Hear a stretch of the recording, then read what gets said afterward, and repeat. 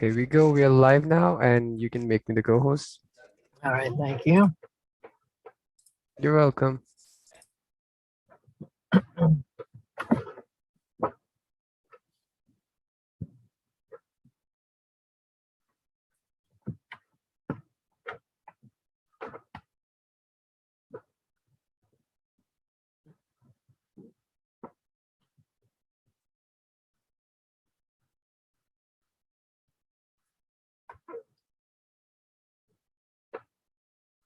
Hello.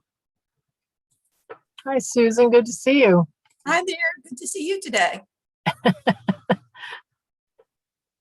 Survived that art discussion last night. Oh my. Yeah, that's always fun to listen to. I enjoy that. I'm eating lunch, so I'm going to turn my camera off so you don't have to watch No me problem. Hi, Pam. Good to see you.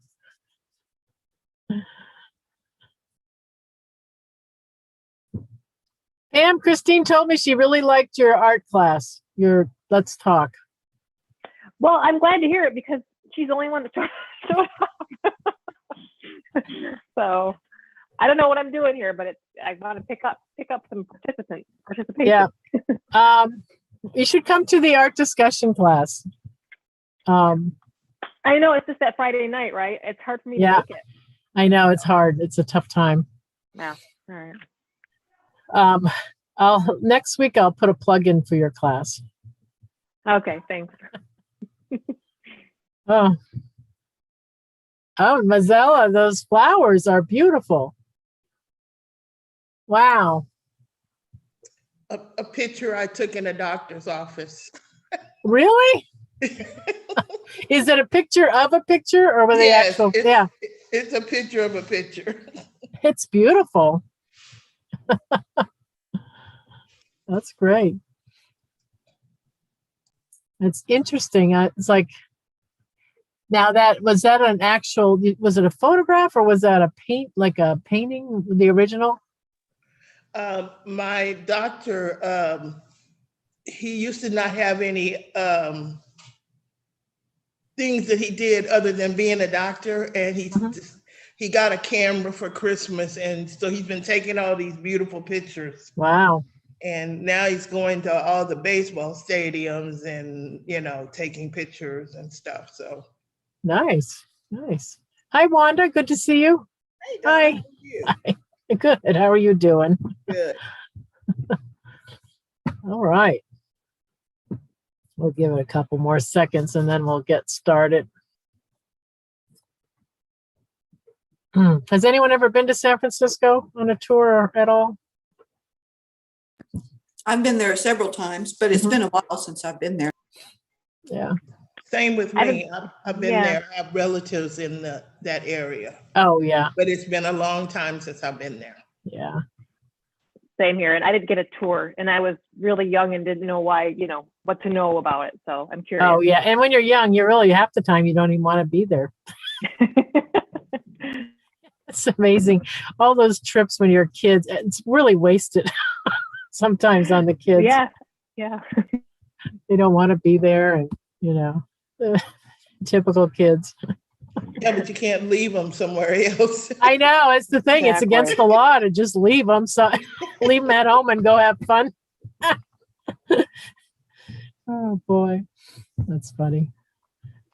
All right, well, I guess we should get started. We have a big tour ahead of us today.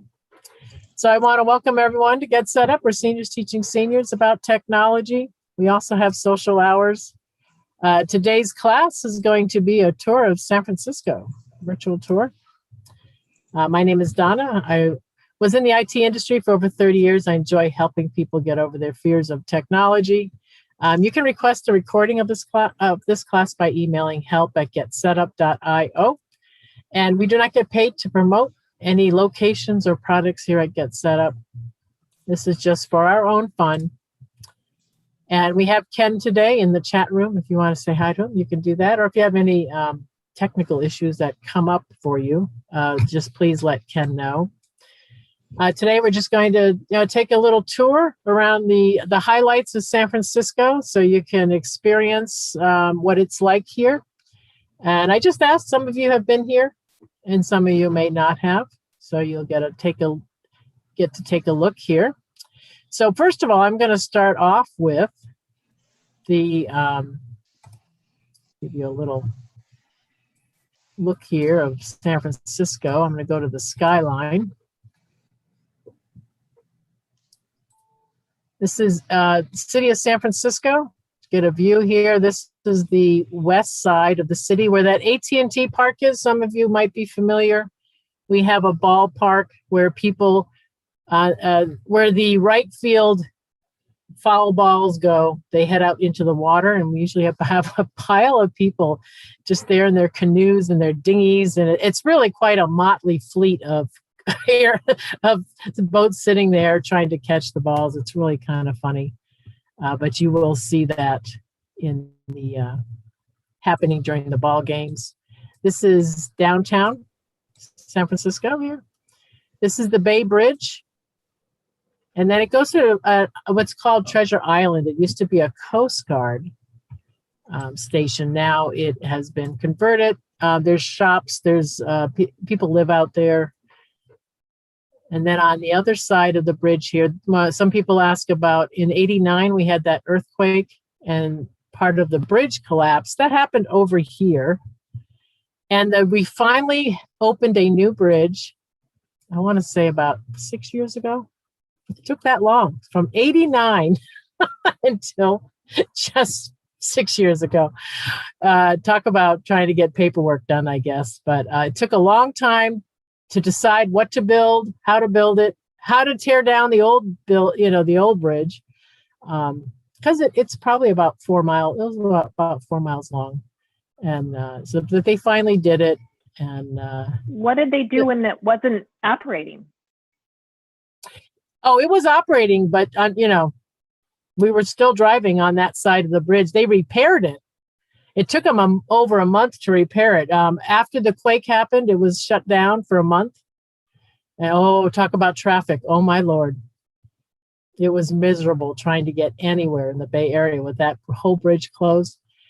So they had to shut down for about a month to fix it. What happened was a section of the upper freeway collapsed down onto the bottom. That's what had happened. So they had to fix that. But ever since then, we've been just driving over that thing, praying that nothing happens. So it's been, you just wonder, oh my God, if the earthquake hit. So luckily it's gone now. It's history. They have a nice suspension bridge because suspension bridges do much better in earthquakes. So we should be good. And then on the other side of the bridge, this is the Oakland area. The East Bay, they call it. Of course, downtown here, we've got all the piers. Where does the BART come in? Oh, the tunnel. Let's see. The tunnel would be, because you can hear it. I used to go out for a lunch break. I used to work down where the ferry plaza is. Mm-hmm. It's right about here, because I used to work in this tall building right here. And I used to walk out onto the piers at lunchtime. And there was one of the piers, I think it was this one or this one. You could see where the tunnel was going down. So yeah, so we have a tunnel that goes across from the East Bay. Train, it's about 8 minutes of under the water. And that's another thing.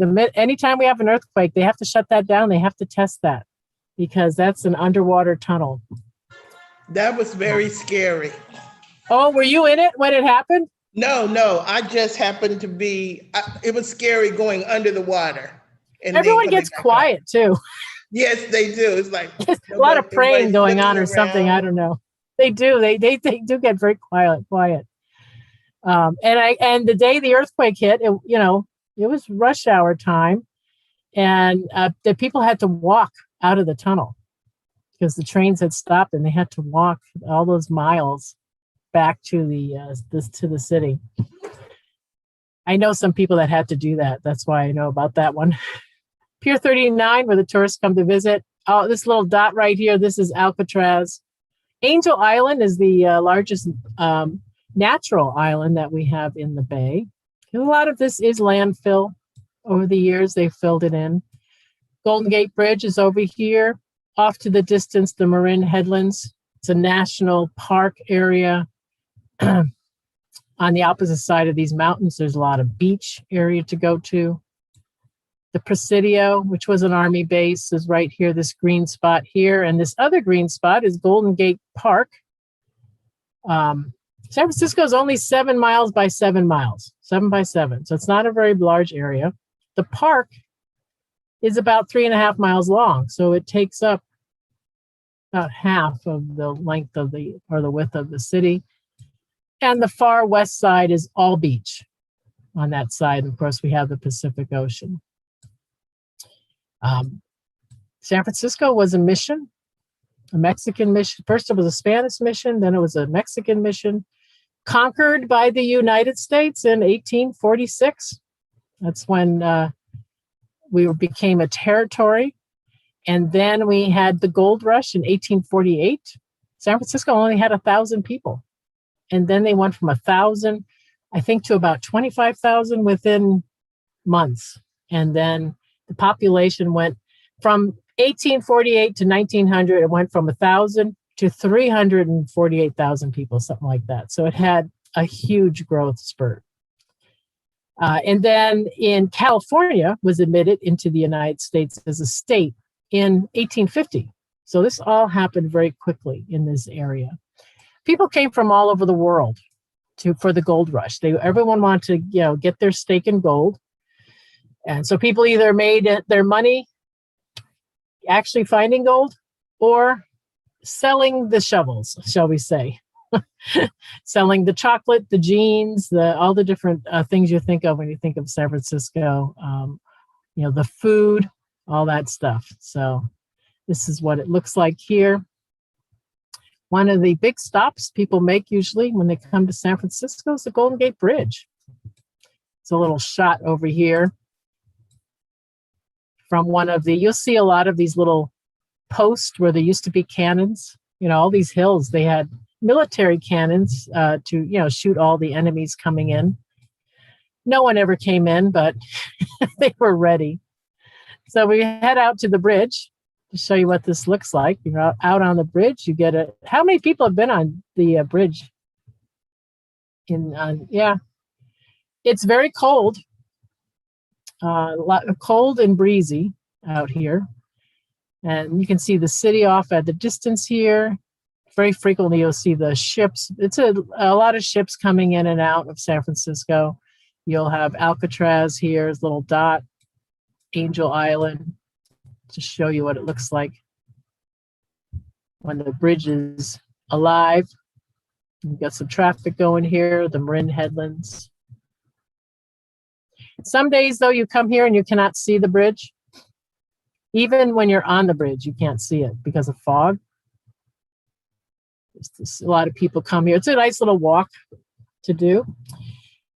This bridge opened in 1937. Took 4 years to build. It's 1.7 miles long. It was the longest suspension bridge in the world from 1937 when it was built until 1964, and then larger bridges were built. The span is 4,200 feet, and the total height of these towers that you see are 746 feet. Now, this bridge has had many moments. One thing about this bridge too is we have, and this has always been a problem, and I'm sure some of you have heard this. We've had a lot of head-on collisions. It's a narrow bridge. It's an old bridge. There's only 6 lanes, and they used to have these. The workers used to put these pylons. 3 times a day, they would drive a truck down, and this one guy had to hang off the end, and they'd stick these little plastic pylons to change the lanes. That's how they did it forever.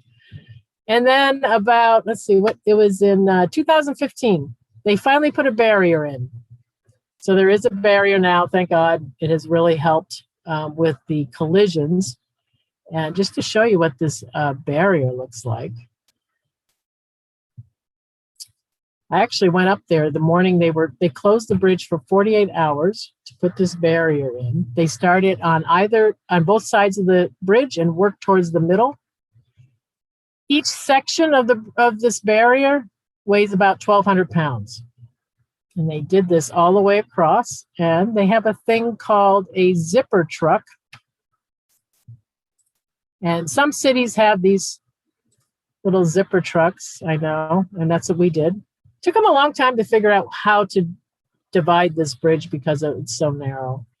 And they find this was the solution. So this truck is moving these are very heavy concrete barriers, like they're little Legos.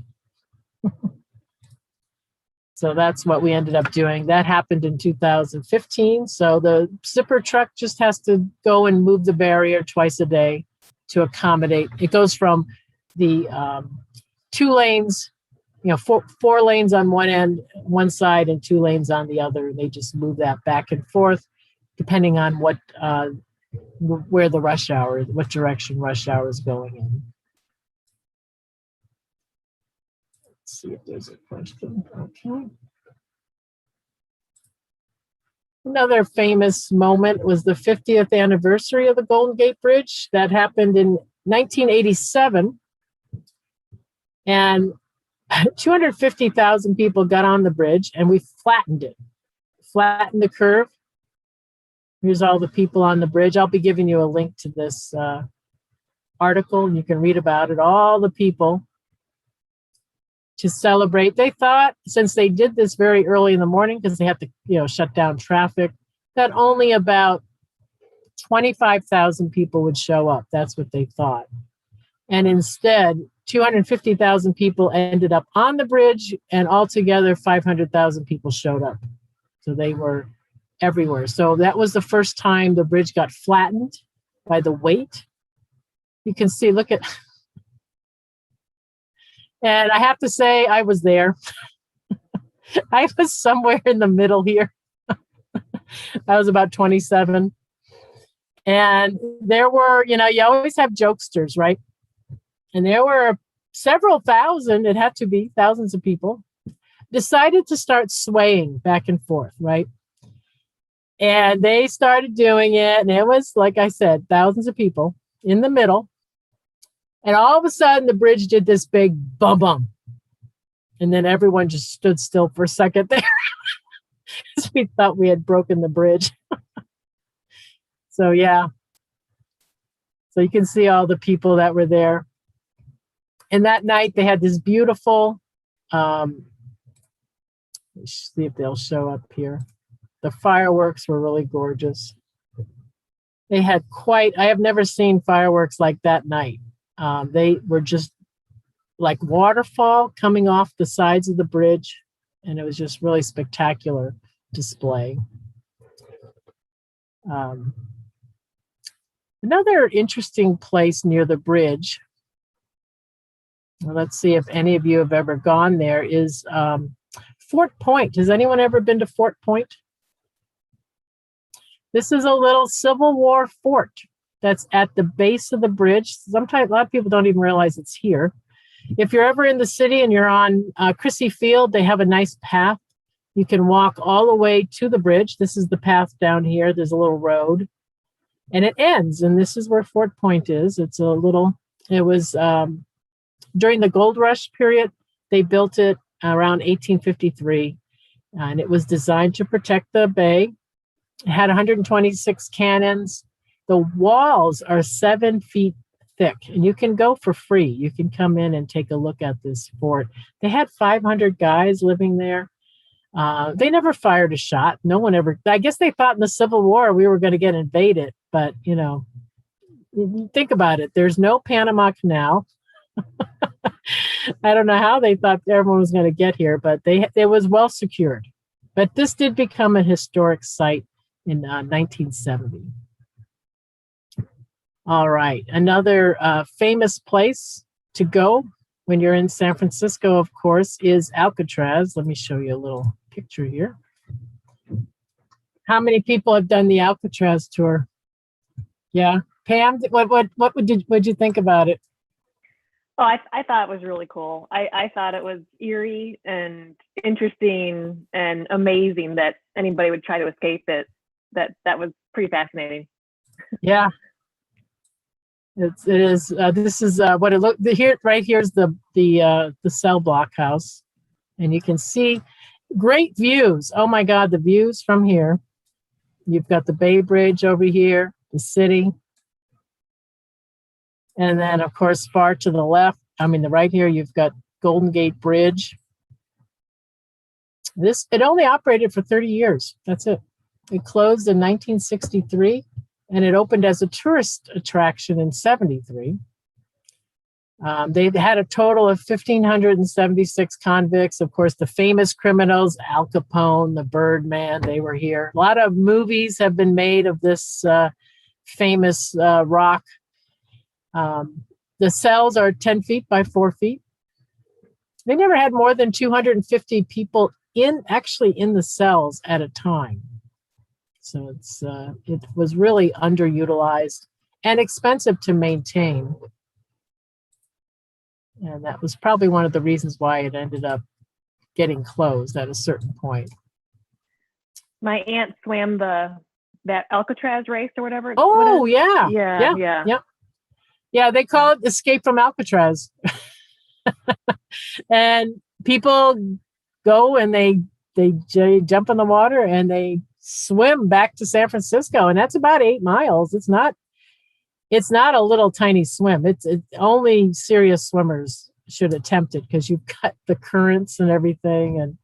So she must have been a good swimmer to do that. Yeah, competitive swimmer. Yeah. Yeah, there's some swift currents that are happening there, and you have to have a wetsuit. It's very cold water. It's not warm at all to go into the water anywhere near San Francisco. It's very cold water. This is an exhibit, and I'll give you the link to this in the email. Al Weiwei was a Chinese activist and artist, and he did some displays. But these are fun because you can click on them, and you can get a little virtual experience. They're from all different parts of the island. This is the Industries building where they used to do work there. And you can see the art display virtually. Look at that. It's kind of strange. This looks like the office where the their offices would be, and then they would, make license plates or whatever they were making. And this is one of the buildings that normally when you go on an Alcatraz tour, you do not get to see. So this is kind of neat that you can see these buildings through this website, and you can go look at them virtually. I guess I should have done that a wide screen here. You can see what the building looks like. The rust on that door.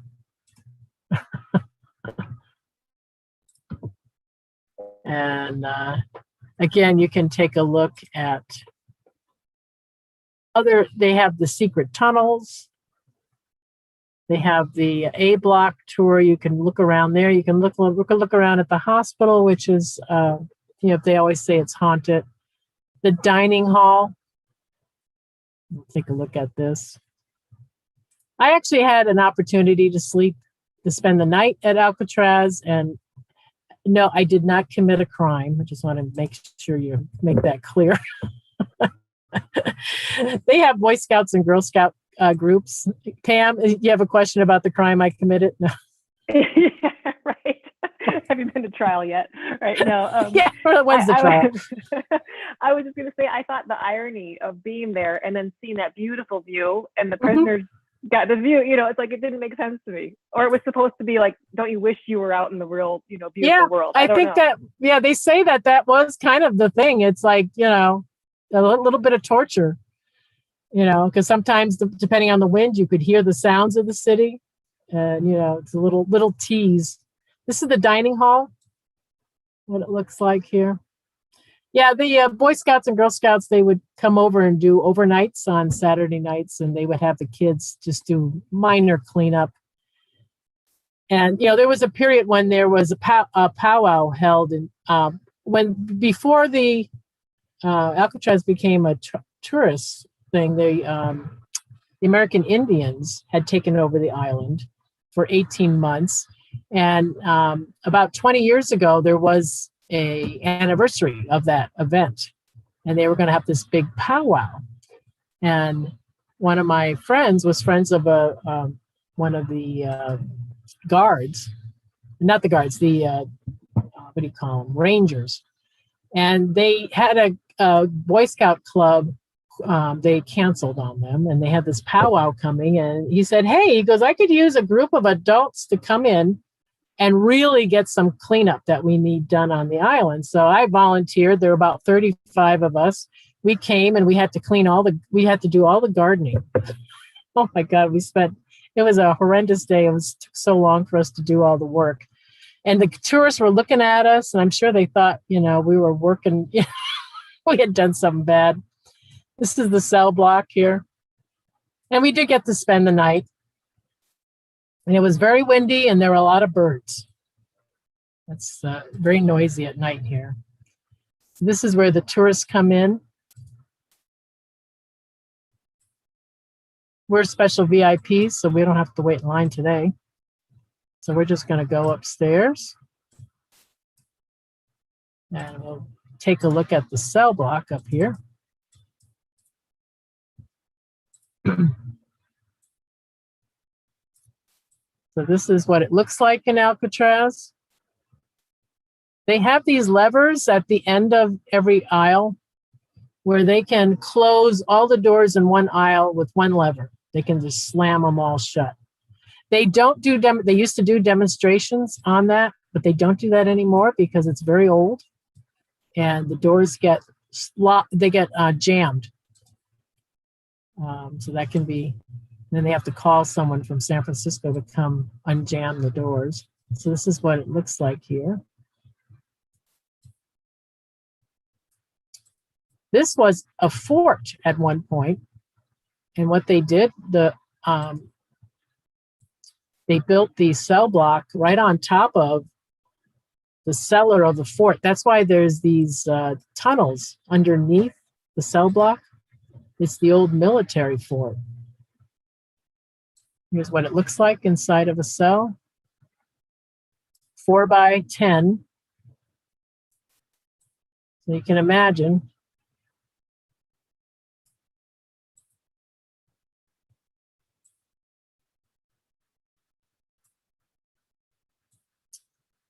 And it's a great tour. If you do plan on coming to San Francisco, you must schedule this before you leave.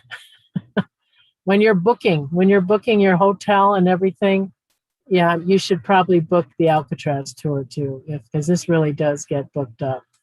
A lot of people get disappointed. They come and then they think they're just going to go get tickets and go, and it gets booked up.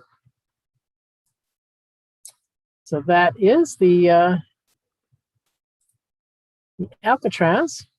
So another thing here, time to eat some food. A lot of good food in San Francisco. Since we had, since the gold rush, everyone in the world moved here, literally. We have food from all over the world here. I don't think there's anything that's someone's not making somewhere. One of the famous things, though, for when you're a tourist coming here is the clam chowder bowl with the sourdough bread, which is, again, from the gold rush, the sourdough bread. The Bodine, I think it's Bodine, their strains come originally from the gold rush years. So these are strains that have been passed down over the years. All right. Well, now that we've had our sourdough bread and our clam chowder, we can't walk up the hills anymore, so we're going to have to take a little cable car ride. Has anyone done the cable cars? Pam? Any memories, Susan or Pam? I see you both taking. I took it. I don't remember it. I don't remember, to be honest, I remember it being that exciting. It depends on how far you go and what hill you're going down. Yeah, well, true. I remember that the cable car that we were on, it was going, it looked like straight downhill. Aimed at the bay. It was pretty impressive. I don't know what the name of the street was, but it was an impressive ride, I thought. Yeah, and if you hang on out the off the side, if you're just hanging on to the pole, you really feel it. I didn't do that. Yeah, that you got to hang on tight because you're going to go flying. Yeah, these were introduced in 1873. We only have 2 lines left. There were many lines way back in the day because these were built for people to be able to get up and down the hills to their homes. I mean, that's really what they were designed for. They became a tourist attraction later on. Yeah. And they are declared an historic monument, a moving monument, I should say. And they bring you down to the Pier 39 area, which is very popular with the tourists. A lot of great shops and places to go eat and all that type of thing. So the cable cars, they can be fun to ride. I know. And if you have any kids with you, they definitely want to hang off the side. Oh, what's a Runza's? Pam, what is a Runza? What? Oh, I think someone's asked if they make Runzas. Pam T. That's not me. Yeah, Pam T, what's a Runza? Let's see. You can unmute yourself, Pam. Runzas. Oh, I guess Pam, can you hear us? Okay. Well, maybe she'll reconnect with us.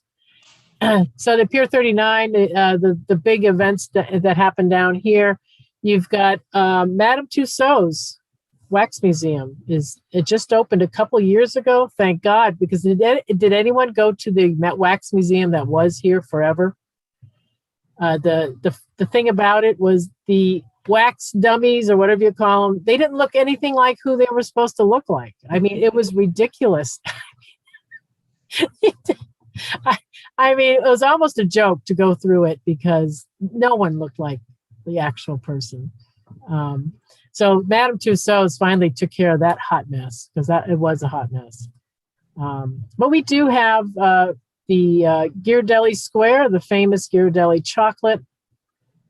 Was down here, and now there's shops, and there is a nice little chocolate shop that they have there, and you can get around this truck. There's always a truck. Okay, this is off the back of Pier 39, where you can see Alcatraz here. There it is. Nice view. Off to the left here, Golden Gate Bridge. You can see all of the bay off the back of the Pier 39. You see all the different ships that are out here. And my niece got married at a hotel or something on the other side of the Golden Gate. I can't remember the name. oh, okay. Yeah, I don't know what, it's at the end of it because all the pictures show the Golden Gate Bridge in the back. I can't think of so just island. off. Can't think of it. This is the famous Pier 39, where you can go and get all types of great food. Buy your sweatshirt because you usually do need to get one. People always come here with their little tank tops and shorts thinking it's going to be warm, and it's not. Not unless it's about in the September, October. It can get into the 90s. It actually gets kind of too hot here if it's in the 90s because no one has AC. The restaurants don't have AC. A lot of places just don't have it. And so when it gets into the 90s, it's a little too hot here. So that's Pier 39. We do have the cannery is another big building that used to be Del Monte Foods. That's where they would can the fruits and vegetables. Over 100 years ago, they would bring the fruits and vegetables from the fields, can them right down here, and then put them right on the ships, and off they would go. So that was another thing to come and see when you're down here are the sea lions. Let's see what's going on today. Oh, you can see them moving around there. It's the screen, something happened to the the lens, but you can see them laying around here and moving. This is a live shot. There's quite a few there hanging out today. Up there goes. The camera's going to move around a little bit so you can see them laying around. They showed up in December of '89. It was 2 months after the earthquake. One male sea lion showed up, and a couple months later, about 70 sea lions showed up. I remembered this when it happened because everyone was, on the news. They're saying, we don't know what's going on. Why are the sea lions here? And what do we do with them, right? Because they're just plopping down onto the docks. And then in 1990, they had 300. In 2009, the population would grown to 1,700. And then they vanished. They're supposed to go and mate down south in Southern California area. They're supposed to migrate down there and mate and everything. But we had this group of sea lions that just stopped migrating. They just would just stay there. And then 2014, again, they vanished. So, we have no control over them. We just gave them nice, comfy little docks to lay on and just let them do their thing. The tourists come and see them. So they've been around for, all these years. We've had these sea lions. There was a restaurant out on the very western side of the city right on the Pacific coast. And it seems to me like there were the seals or sea lions out there on the rocks. So that was yeah, you're talking about the Seacliff? No, what was it called? I can't remember. Oh God, now I'm drawing a blank. Yeah, I know what you're talking about. It was a very famous one way out on the edge, which unfortunately closed during the pandemic. Yeah, they closed business. They've been there forever. We do have, there's some rocks out on the west side where they do hang out. We have a lot of herring in the water. So they eat herring. So there must be a lot here because they seem to be happy. They're not complaining. Oh boy. And another thing to check out while you're down at Pier 39 is the Dungeness crab. This is our big industry here in San Francisco as far as fishing goes. It's crabbing. People eat crab for Christmas. This is, the crab season usually is happening in the fall, and by Christmas time, there's usually a lot of crab, and some families, that is a traditional dish to have. All right. So after all this fun, it's time to go check out the crookedest street in the city. I got to put the music on because the music for this one's pretty good. Lombard Street that people like to come and check out.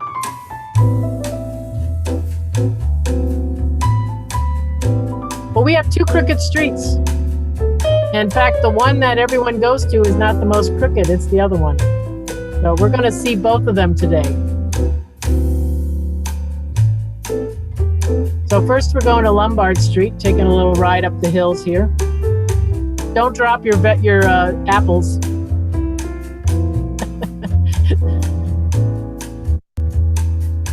You do sometimes see apples and oranges at the corners of streets that have rolled down.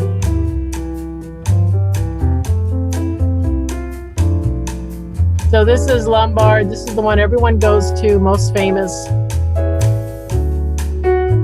Has 8 hairpin turns.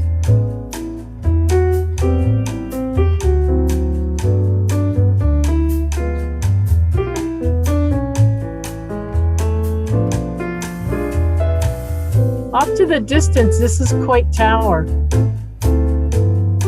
We'll talk about that in a little bit.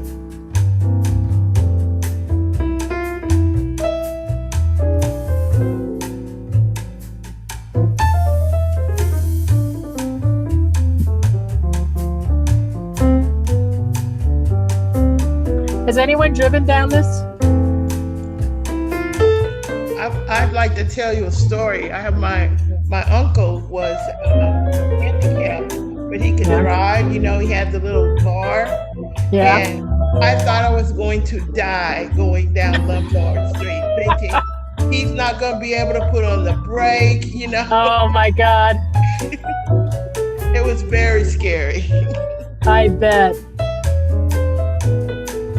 Well, my brother-in-law, he came to the city with his car, and his brakes were smoking on the way to Lombard from the other hills.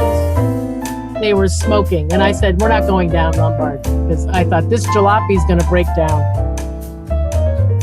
We walked it instead.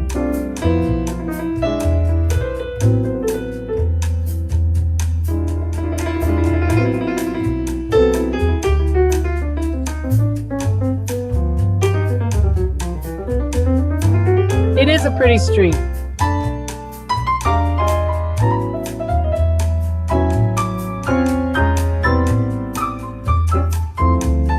And now we're going to the second one, Vermont Street, which is on the other side of the city. It's a place tourists would normally not go. It's just a normal neighborhood.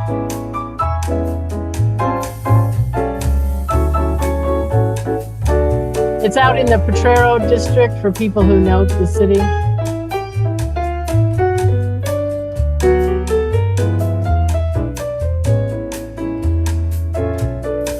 Yeah, those are people's houses on the curves, yes. And every now and then they complain about all the tourists and they want it closed off, but the city said no.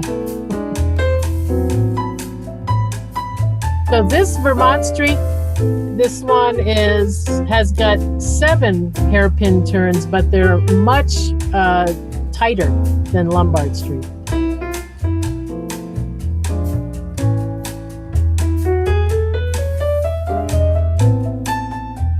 And every year, although not with the pandemic, but every year they would do those, the kids' wheelie bikes, those big wheels?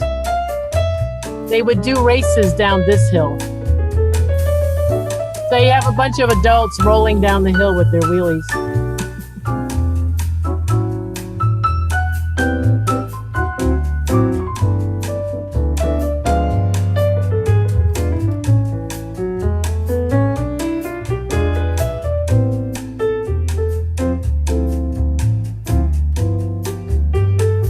Notice you can see all the things not swept up like it was on Lombard. Yeah, this is just a regular street that probably has the street cleaner come by once a week, I don't know how often they would sweep this one though. This is tight.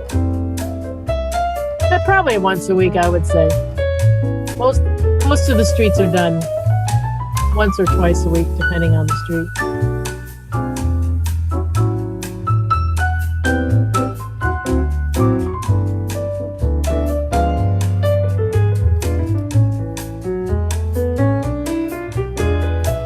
So there you go. Now you've seen the 2 crookedest streets. We do have special buses. We have special buses for some of these neighborhoods that have these tight corners, and they're shorter. They're just these kind of real short buses so that they can make all these turns up in the hills. So another food stop, Cioppino. This is another famous dish that you can have here in San Francisco. It's fish stew. It goes back to the gold rush days. The Italian fishermen would come back, and at the end of the day, they would just take all the remnants or whatever they caught, and they'd just make a stew out of it, and that became one of many dishes in San Francisco that you can have. Oh, and the Runzas is a German pastry with cabbage and meat that is baked. Oh, yes, there's large German neighborhoods here in San Francisco, so I would imagine you could find Runzas here. All right. We have a new feature in the city. If you're ever in the city and you want to check it out, it's called Salesforce Park. Has anyone seen this yet? And let me show you the video so you can see what this looks like. It's 4 blocks long. It's a 5.4 acre rooftop park. Underneath it is the bus terminal. It's got 600 trees, 16,000 plants, and they're all arranged all throughout the park.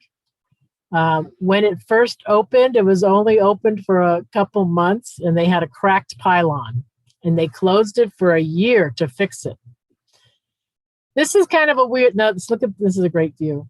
You can see how big this thing is. I went to it once it got reopened, and it's very beautiful. They have a little theater area where concerts can happen, and a lot of little places to eat on the grass. So it's very interesting little spot. I'll show you a little bit more here of it, some of the pictures. Salesforce, the company, has a large tower. And I think part of the deal was that they had to build this. You know, yeah, they had to do something instead of just having their big building. So that's what, let me see if I can do the street view. Here we go. Just so you can see what this looks like here. So it's, you know, all the high rises are around it. And if you look off the edges, you can look down and you can see, well, in some of the spots, you can see the city traffic, and you can walk along and look at the plants, and it's very nice what they've done. So if you're ever in the area and you want to check out the Salesforce Park, that's you know, I think it's worth it. It's a nice little jaunt, and it's just kind of weird because it's in between all these buildings. And underneath it is the bus terminal. So when the buses come by, there's a fountain that shoots up water every time a bus goes underneath. It's nice to have a green space like that in the middle Yeah. of all high rises. Yeah.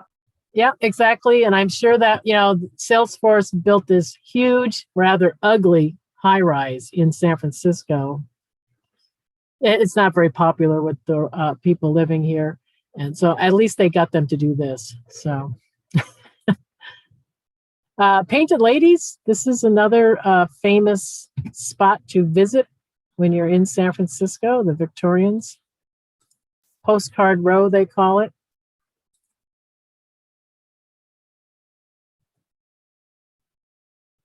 These are the famous Victorians.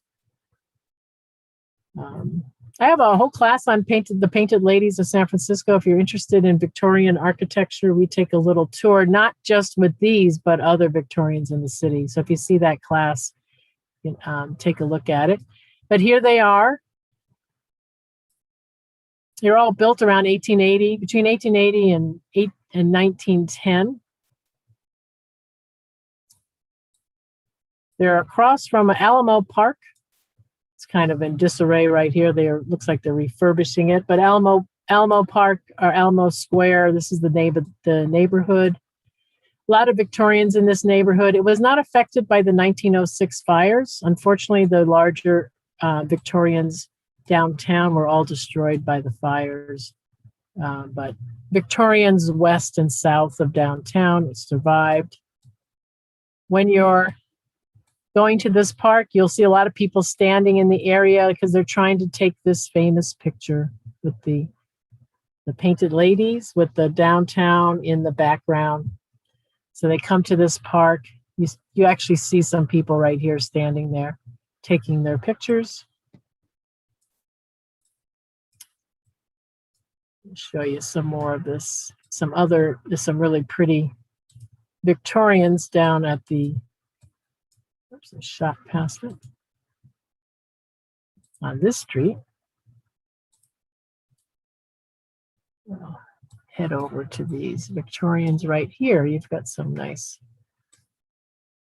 you can see them here. All throughout the city, you see all types of Victorians throughout. It's really pretty spectacular, some of the houses that are here in the city. And that's all because of the gold rush. They had a need for housing, and there were a lot of people that were building different types of houses. This is a famous Westerfield house. And they just came and started building a lot of these style of, Victorian style buildings. What's the San Francisco fire you talked about? The 1906, we had the Great Fire in San Francisco, and it immediately left 250,000 people homeless.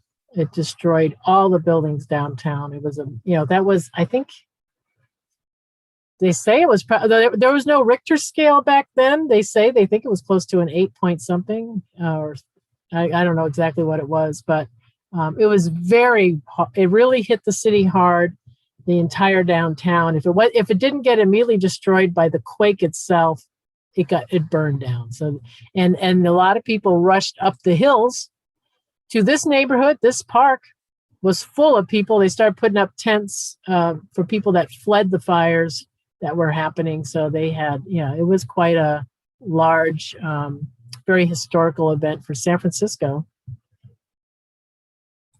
And there's when you come to San Francisco, there's a lot of areas that show you old pictures of what the downtown used to look like prior to what happened in the quake. So those are really interesting photographs to look at when you see what San Francisco looked like in the late 1800s. We have a lot of stairways in San Francisco because of the hills. If you're walking from your house, you just want to get down the hill. You don't want to go zigzag around like the cars have to do. So they put stairways so that you can just walk down, go down and do your shopping or whatever you're going to do. And that'll include the link to this. You can read about them, but they do a lot of mosaic artwork on these stairs. You'll see that. There's one neighborhood, they have a slide that's right next to the stairs. So the kids can slide down the hill while the adults are taking the stairs, or maybe the adults are going down too, just to show you some of the colorful, but these are very functional things here in the city. They're not, they're well used by the people that live in these hills. This one, I like this one. It looks like a waterfall. Has anyone ever done the Filbert Steps? This is in the, if you want to head to Coit Tower, there are some steps that will take you up there. I'm going to start this here. Well, I'm going to move it a little bit. Those are the steps. They're about 400 steps. I did this, I think, when I was in my late 20s. It was tough. But these are the Filbert Steps. There's many of these in the city. Some of them have street signs. They're considered streets. The fire department will store equipment up in these hills so that if there is a fire in a house, they can quickly have access to hoses and all types of things. This will take you up to the top of the Telegraph Hill. This is the hill that we're on, Telegraph Hill. There's a view of the Bay Bridge. You can see here. I'm going to speed them up. I'm going to give you the link to this video. You can watch the whole thing if you want. But some of the houses here have a backside where they can, they have probably a garage and they get into their house that way. But there are some houses on here who don't have that. The smaller cottages, they're kind of smaller. They won't have that. People will have to walk up and down these steps.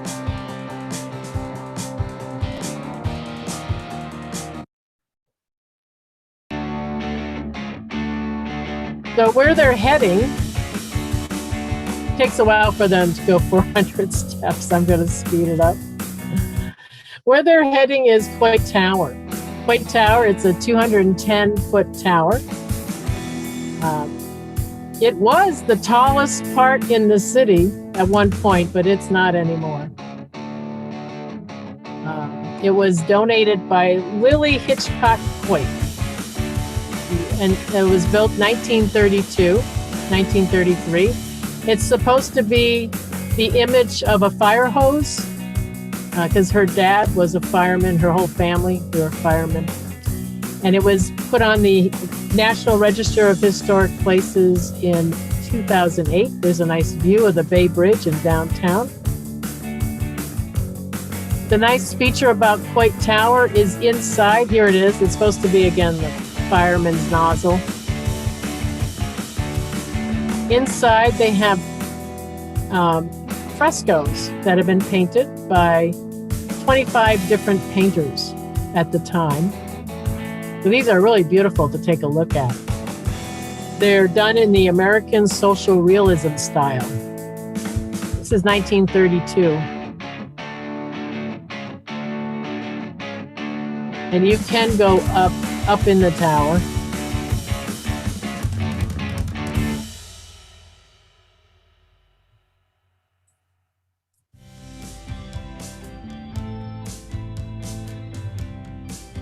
Has anyone been to Coit Tower?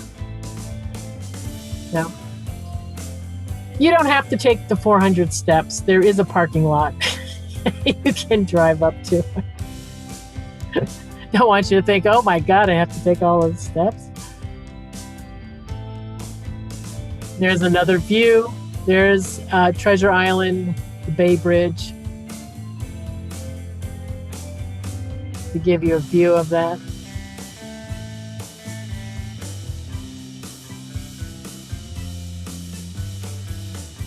All right. And another place to talk about is Chinatown.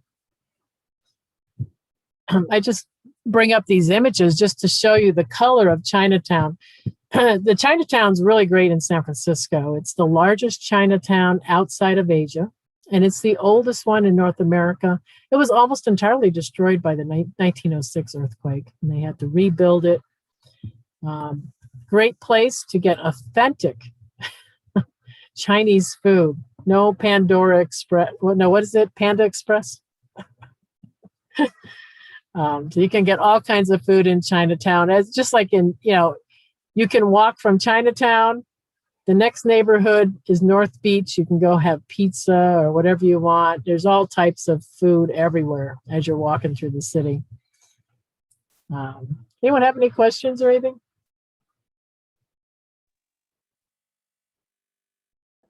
I was curious about the windy streets. Is that something that they really did because they really couldn't drive up and down, or was that also to be fun and have some touristy trick to it?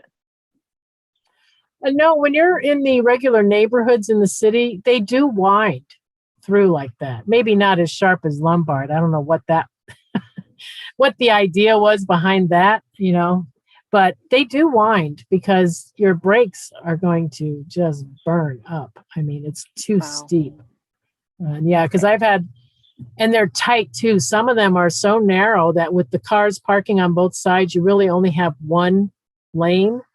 And it's tricky. You have to kind of yield to each other. I used to have a friend that lived up in the Davison area where there's it's pretty tight, the how narrow the streets are. And it was a pain finding parking. Oh my God. But yeah, it was, but that's because you couldn't physically go straight down. It'd be too hard. But I mean, there are some hills. I know there's one that off of California Street. I'm trying to think of where it is, but there's one.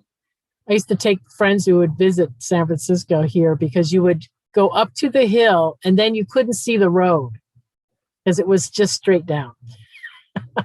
And it would just be crazy because you would see, you could feel the car kind of dipping down as you went down the hill. And it was just crazy. And all the cars were parked vertically, horizontally down the hill. But yeah, it's pretty fun. But if you have stick shift, you're going to go through at least 2 clutches a year. At least. All right. Well, I hope you enjoyed the visit here today, the little tour. It was great. Thanks. And hopefully it brought back some memories for some of you that have been here or Very who good. Very to good. come someday. Other classes, I do have an Arctic adventure class. If you ever see that on the schedule, it hasn't been on there for a while, but I talk about a trip I took to the Arctic Circle through the northwestern part of Canada. And we do have my virtual museum trips. I think that's going to be next Saturday. So you can look for that on the schedule. We'll talk about visiting museums virtually. And you'll get class notes at the end of this class of some of the places that we visited today, so you can revisit them. You can leave your feedback or any class suggestions that you might have. You can put them there. You can always invite a friend. There's an invite a friend button, either on your desktop or mobile. When you see that button, you can click on it and invite your friend through email or social media such as Facebook. And the help at getsetup.io is great for getting support, but you can also, if you want to host an interest group, Pam Penny has an interest group that's called Let's Talk Art. Go check out Pam's class. She has a lot of knowledge about art, and you guys can have a great time meeting her and talking art. I know Christine had a great discussion with her the other day. So go to, what is it, Thursdays at what time, Pam? Thursdays at noon, Joy of Art. Yep. Joy of Art. And then a half hour after that class ends, we have Drawing Club. If you want to learn how to draw. We're just starting. We've only met twice. So now is a good time to join in if you want to learn how to draw. So yeah, help at getsetup.io is great for any class suggestions and for getting the recordings, anything like that. So everyone enjoy the rest of your weekend. It's great to see the familiar faces and the new faces. You guys have a nice weekend, and we'll see you guys next week, okay? Thanks, Take care, Donna. everyone. A lot of fun. Thanks. You Have too. fun. Take care. Bye-bye. Bye-bye. Take care, everyone.